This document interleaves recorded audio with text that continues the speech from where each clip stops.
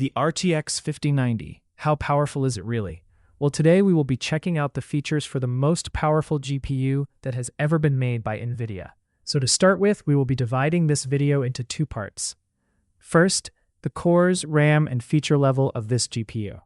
This GPU features a massive CUDA core count of 21,760 CUDA cores, which is really massive for processing games, videos, AI, and much more.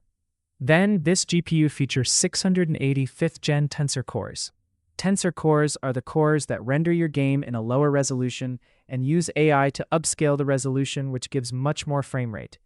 This is called DLSS, or Deep Learning Supersampling. This also features 170 RT cores. Ray tracing is the set calculations your GPU does for correcting the light.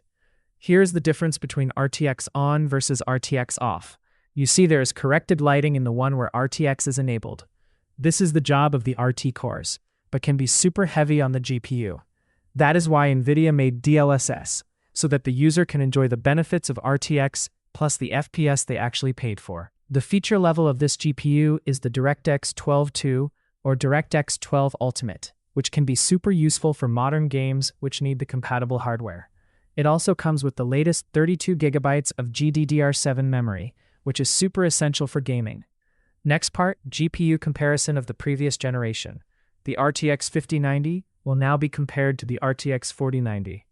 Alright, first up we have a popular game, Minecraft. Okay, so starting with 1080p resolution without RTX, both GPUs easily cross 2000 plus FPS in Bedrock Edition. Now, it is important to remember that RTX is disabled here, so the load on the GPUs is much lighter.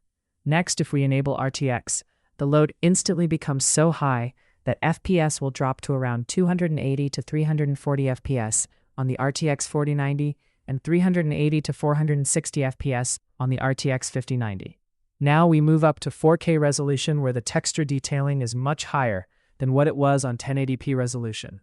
Alright, RTX 4090 will go up to around 1200 FPS, while the RTX 5090 will go up to 1400 to 1500 FPS. Alright, RTX is now on and frame rate drops to around 40 to 50 FPS on the RTX 4090 and 55 to 65 FPS on the RTX 5090. That is why it is recommended to enable DLSS. It boosts performance by around 150% to 250% increase in performance. Alright, we will be testing one last game. Alright, the next game we are going to compare is MSFS 2020, a very demanding game. But with the RTX 4090 and RTX 5090 at 1080p on the Ultra preset, we get around 80 to 95 FPS on both cards. With 4K resolution, we get 45 to 55 FPS on the RTX 4090 and 60 to 70 FPS on the RTX 5090. This shows that the RTX 5090 has been made much more stronger than its previous gen cards. Alright, that is all you need to know about this powerful gaming beast.